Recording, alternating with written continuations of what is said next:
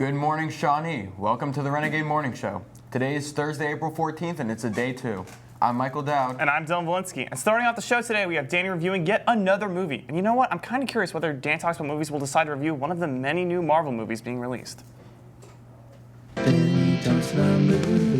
SpiderMan is one of cinema's most iconic superheroes, and one of the most iconic superheroes and comic characters probably ever, definitely up there with Batman and Superman, if not even higher than them at this point. His films are box office juggernauts, with most of them making close to, if not, $1 billion at the box office. And yeah, we're going to do another mini review of all of them. First, we have Tobey Maguire's Spider-Man trilogy, which is extremely goofy but extremely fun.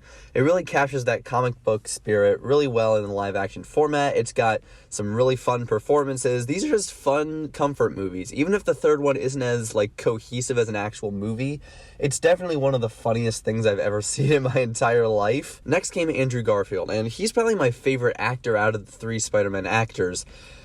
But his movies are not that good. They range from extremely forgettable to terrible. And these aren't his fault. This was all studio meddling and all that fun stuff. But it does just make for a pretty disappointing duology.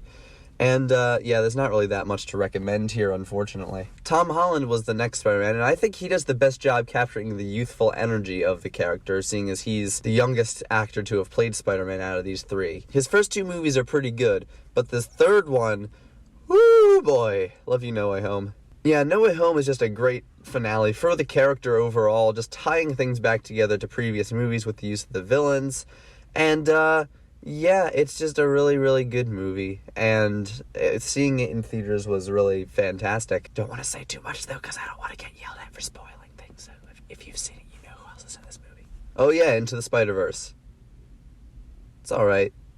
The animation is the only cool thing, really, in this movie. The rest of it's just kind of there. I don't know. It's a fine movie. But yeah, that's pretty much all the Spider-Man movies, I think. Next up, Mel explored the halls of Shawnee and asked, how do you like your eggs cooked? Let's see what our peers have to say.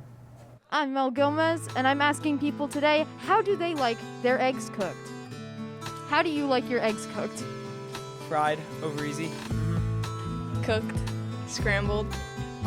Usually I would make them scrambled. That's most likely what it would be. Okay, I like my eggs scrambled or over easy, but I also kind of like it when the egg's runny, but it's also kind of nasty. But I love my eggs scrambled with ketchup and hot sauce. Very respectable. Have a good day. I like my eggs scrambled, but with cheese. Oh! Yeah. I like mine with cheese too. Scrambled with ketchup. I know it sounds gross, but it's so good. We've got a fan favorite out here on the streets. I like them scrambled.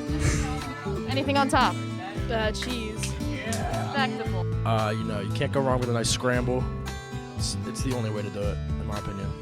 Gentlemen, how do you like your eggs cooked? I'm a fried kind of guy. No other way to do it. Hot sauce, salt and pepper, that's what's up. I don't know what you're talking about. I think scramble is probably the way to go. Maybe a little bit of toast, salt, pepper. Can't go wrong. Can't go wrong. I like them with hot sauce and cheese. I don't like eggs.